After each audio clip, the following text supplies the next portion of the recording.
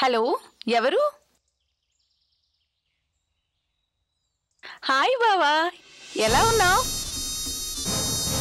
నేను నిన్ను చాలా మిస్ అవుతున్నాను రా. ఏంటి మధ్య ఫోన్లే చేయడం మానేశావు? సారీ బావా. Many many happy returns of the day. ఇండియాకి ఎప్పుడు వస్తున్నావు?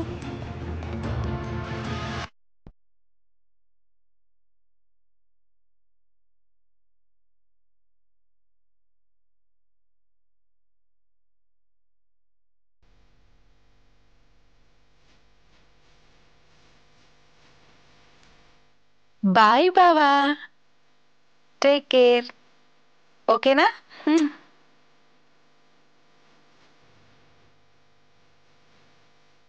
ఎవడాడు? మా బావా. వాడంటే అంత ఇష్టమా? చాలా చాలా ఇష్టం. నీకు విషయం తెలుసా? వాడికి నేనంటే చాలా పిచ్చి. పెళ్ళంటూ చేసుకుంటే నన్నే చేసుకుంటానని పట్టు పట్టు కూర్చున్నాడు. చిన్నప్పుడు వాడితో నా జ్ఞాపకాలు అస్సలు మర్చిపోలేను. అయితే వెళ్ళి వాడినే చేసుకో. ఇది అస్సలు మారదు. నా ఫ్రెండ్స్ అప్పటికి అంటూనే ఉన్నారు, డబ్బు కోసం అవసరం కోసం నీలాంటి వాళ్ళు ఏమైనా చేస్తారని. నీకంటే కాల్ గర్ల్స్ చాలా బెటర్. డబ్బిస్తే వల్లిచ్చి న్యాయం చేస్తారు. Mister Vaibhav, mind your tongue. నా క్యారెక్టర్ గురించి ఇంకొక మాట మాట్లాడావో నేనేం చేస్తానో నాకే తెలీదు. ఏం చేస్తావే? ఏం చేస్తావు? చావు.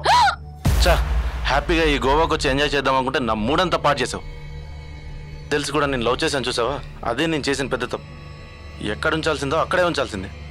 చా, రాణి రాణి రాణి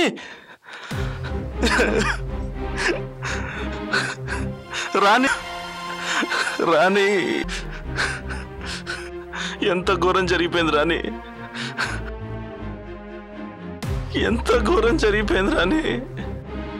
నువ్వు లేకుండా ఎలా బ్రతకగలరు రాణి?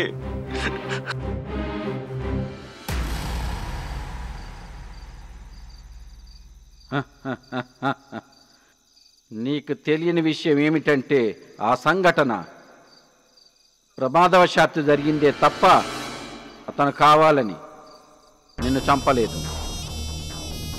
నీ మీద అతనికి ఎంతో ప్రేమ. నువ్వు మరణించాక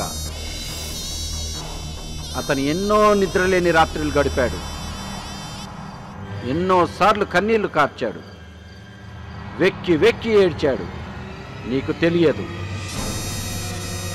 అయినా అతను నీకు అన్యాయం చేశాడని నువ్వు దురాత్మగా మారి కనిపించిన ప్రతి వారిపై పగ తీర్చుకోవటం ఏమి న్యాయం?